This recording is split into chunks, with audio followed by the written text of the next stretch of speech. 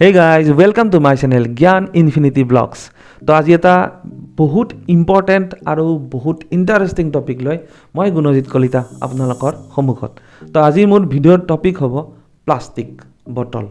তো আমি সকলোৱে প্লাষ্টিক বটল ঘৰত বহুত দিনৰ পৰাই ইউজ কৰি আছোঁ আৰু সেই প্লাষ্টিক বটলবিলাক আমি বেছিকৈ ইউজ কৰোঁ খোৱা পানীৰ ক্ষেত্ৰত।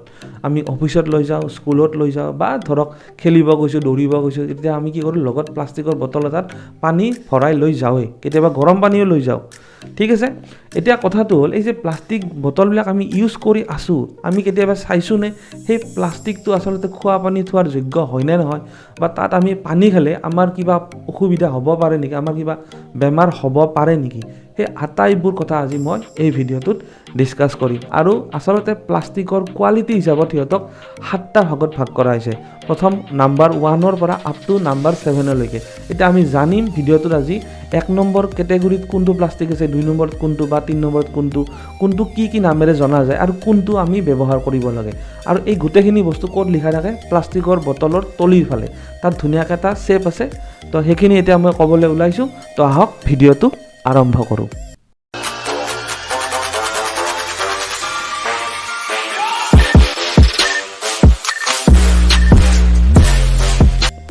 এতিয়া কথাটো হ'ল মই যে কৈ আছোঁ এই যে নাম্বাৰিং লিখা থাকিব 1ৰ পৰা আপ টু 7 বা তলত কিবা লিখা থাকিব, এই বস্তুখিনি আমি চেক কৰিম।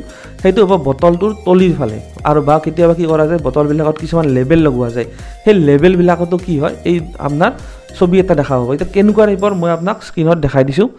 তো এটা ট্ৰাইংগুলাৰ শ্বেপ বা এটা ত্ৰিভুজ আকাৰৰ এটা চিহ্ন থাকিব বা এটা চিম্বল থাকিব, আৰু সেই চিম্বলটোৰ ভিতৰত নাম্বাৰটো লিখা থাকে, আৰু সেই চিহ্নটোৰ তলৰ ফালে আপোনাৰ লেটাৰত কি হ'ব, ইংলিছ লেটাৰত সেই আপোনাৰ নাম্বাৰিং বা কোৱালিটিটো ধুনীয়াকৈ লেখা থাকিব। আৰু তাৰ পৰা আমি ডিচাইড কৰিব পাৰোঁ যে এই বটলটো আচলতে পানী খোৱাৰ যোগ্য হয়নে নহয়। তো ঠিক আছে, এতিয়া আমি ফাৰ্ষ্ট কেটেগৰীৰ পৰা ষ্টাৰ্ট কৰোঁ। তো প্ৰথম কেটেগৰীত আহিব আপোনাৰ PET, আৰু ইয়াৰ ফুল ফৰ্মটো হৈছে, এতিয়া কথাটো হ'ল এই যে PET কোৱালিটিৰ প্লাষ্টিক আছে, এইবিলাক আচলতে ক'ত ব্যৱহাৰ কৰা হয়।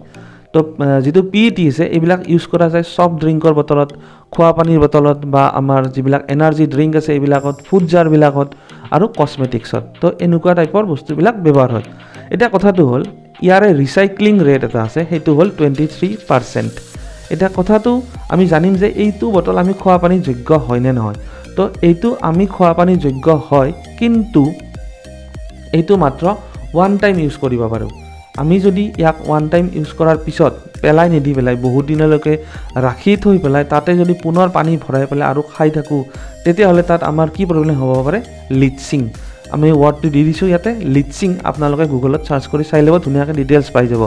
আৰু লগতে কৈ দিওঁ, লিডছিংটো থাকিবই, লগতে বেক্টেৰিয়াৰ তাতে কি হ'ব, আপোনাৰ ইনফেকশ্যন বা সংক্ৰমণ বাঢ়ি যাব। আৰু যেতিয়া আপুনি সেই পানীখিনি মানে খাব তাত সেই বটলটোত লৈ পেলাই, তেতিয়াহ'লে সেই বেক্টেৰিয়াবিলাক আপোনাৰ বডিত এণ্টাৰ কৰিব বা সোমাব, তাৰপিছত আপোনাৰ বেমাৰ হোৱাৰ চান্স আছে। নেক্সট কেটেগৰী হ'ল HDPE, তাৰ অৰ্থটো হ'ল হাই ডেঞ্চিটি পলিইথিলিন, আৰু এইবিলাক ইউজ কৰা যায় আপোনাৰ গ্ৰ'চাৰী বেগবিলাকত, ডিটাৰজেণ্টবিলাকত, গাখীৰ থোৱা পাত্ৰবিলাকত আৰু জুইচ জাগবিলাকত, য'ত আমি চৰবত যে দোকানৰ পৰা কিনি আনোঁ তেনেকুৱাবিলাকত। আৰু ইয়াৰে ৰিচাইক্লিং ৰেট হৈছে 27%। আৰু এই যিটো কোৱালিটিৰ প্লাষ্টিক আছে, 2 নম্বৰ কোৱালিটিৰ প্লাষ্টিকটো, সেইটো আচলতে আমাৰ খোৱা পানীৰ কাৰণে আমি ব্যৱহাৰ কৰিব পাৰোঁ। কিন্তু আপোনালোকে আৰু এটা বস্তু চাব পাৰে নেটত, যে আমি আচলতে প্লাষ্টিক খোৱা ব্যৱহাৰ কৰা যিবিলাক আছে সেইবিলাকো আচলতে 6 to 8 মান্থছহে ব্যৱহাৰ কৰিব লাগে আচলতে। কিছুমান ডক্টৰে তাত মতামত দিছে, আপোনালোকে সেইখিনি লগতে চাই ল'ব। থাৰ্ড কেটেগৰী হ'ল PVC, আৰু যিটো আমাৰ ট্ৰাইংগুলাৰ শ্বেপ আছে তাৰ ভিতৰত লিখা থাকিব V বুলি, আৰু এইটোক আমি PVC বুলিও জানো। তো PVCৰ ফুল ফৰ্মটো হৈছে পলিভিনাইল ক্লৰাইড। আৰু এই যিটো PVC আছে এইটো ইউজ কৰা হয় আপোনাৰ যিবিলাক খিৰিকীৰ ফ্ৰেম আছে, আমাৰ ব্লাড বেগ আছে, ব্লাড বেগ মানে আমি যিবিলাক ধৰক তেজ থোৱা পাত্ৰ, মাংস ৰেপিং কৰা, মিট ৰেপ, আৰু কেবুল কাভাৰ, এইবিলাকত ইউজ কৰা যায়। আৰু ইয়াৰ ৰিচাইক্লিং ৰেট লেছ দেন 1%। মানে এই যিটো PVC আছে এইটো ৰিচাইকেল কৰাটো বহুতেই কঠিন, মানে ইয়াক নতুনকৈ গলাই পেলাই প্লাষ্টিক বনোৱাটো অকণমান অসুবিধা আছে এইটোত। এতিয়া এই যিটো PVC আছে এইটোক এটা নাম দিয়া হৈছে, সেইটো হৈছে পয়জন প্লাষ্টিক। তাৰ মানে আমি এই প্লাষ্টিকত পানী থৈ পেলাই কেতিয়াও পানী খাব নালাগে। ইয়াত বহুত বেয়া ধৰণৰ টক্সিক পদাৰ্থ থাকে। তো সেইকাৰণে এইটো খোৱাৰ কাৰণে একদমেই অযোগ্য বা অপকাৰী। কেটেগৰী নাম্বাৰ 4, ইয়াত লিখা থাকিব আপোনাৰ LDPE আৰু ইয়াৰ অৰ্থ হ'ল লো ডেন্সিটি পলিইথিলিন। আৰু এইবিলাক ব্যৱহাৰ কৰা হয় হেভি বেগ বনাওঁতে, ফুড ৰেপিং কৰোঁতে, আৰু যিবিলাক আমাৰ ব্ৰেড আছে ব্ৰেডৰ বেগবিলাক বা সেই কাভাৰিংবিলাকত এইবিলাকত আৰু ড্ৰাই ক্লিনিঙত ব্যৱহাৰ কৰা হয়। আৰু ইয়াৰে ৰিচাইক্লিং ৰেট হৈছে <1%। আৰু এইটো আমাৰ কি হয়, খোৱাৰ কাৰণে ব্যৱহাৰ আমি কৰিব পাৰোঁ। এইটো safe for drinking. Next 5th category, য'ত আমাৰ 5 লিখা থাকিব বা 5, আৰু এইটোৰ আমাৰ তলত লিখা থাকিব PP, আৰু PPৰ অৰ্থটো হ'ল পলি প্ৰপাইলিন।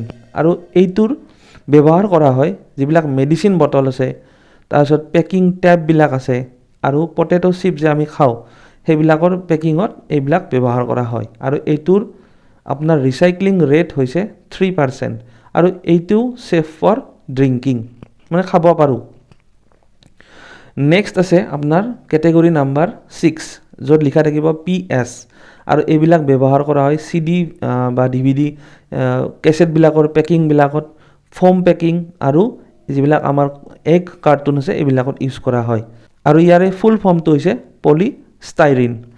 আৰু ইয়াৰে ৰিচাইক্লিং ৰেট হৈছে <1%। আৰু এইটোও খোৱা পানীৰ কাৰণে একদমেই অপকাৰী, অযোগ্য। এইটো আপোনালোকে এনেকুৱা টাইপৰ প্লাষ্টিকত কেতিয়াও পানী নাখাব। ইয়াতো লিচিং প্ৰব্লেম থাকে। লগতে এটা ডাঙৰ প্ৰব্লেম হৈছে, সেইটো হ'ল আমাৰ হৰমনৰ যিটো আমাৰ বডিত যিবিলাক হৰমনে কাম কৰিছে এইবিলাকত ডিষ্টাৰবেঞ্চ ক্ৰিয়েট কৰে। সেইকাৰণে এইটো বটলত পানী নাখাব। তো নেক্সট বা লাষ্ট কেটেগৰী হ'ল 7, ইয়াক আমি আদাৰ্ছ প্লাষ্টিক বুলিও কওঁ। আৰু ইয়াত মেইনলি লিচিঙৰ বহুত প্ৰব্লেম আছে। সেইকাৰণে এইটো খোৱা পানীৰ কাৰণে একদমেই অযোগ্য। আৰু ইয়াৰ ৰিচাইক্লিং ৰেট হৈছে <1%। আৰু এই যিটো 7 নম্বৰ কেটেগৰী আছে, ইয়াৰ ফলত আমি কি হয়, আমাৰ বডিত ক্ৰম'জমৰ প্ৰব্লেম হ'ব পাৰে, ক্ৰম'জম ডেমেজ হোৱাৰ চান্স থাকে। তো সেইকাৰণে এনেকুৱা টাইপৰ প্লাষ্টিকৰ বটলত কেতিয়াও পানী নাখাব। আৰু এই ভিডিঅ'টো যিমান পাৰে সিমান শ্বেয়াৰ কৰিব, মোৰ চেনেলটো ছাবস্ক্ৰাইব কৰিব। Thank U.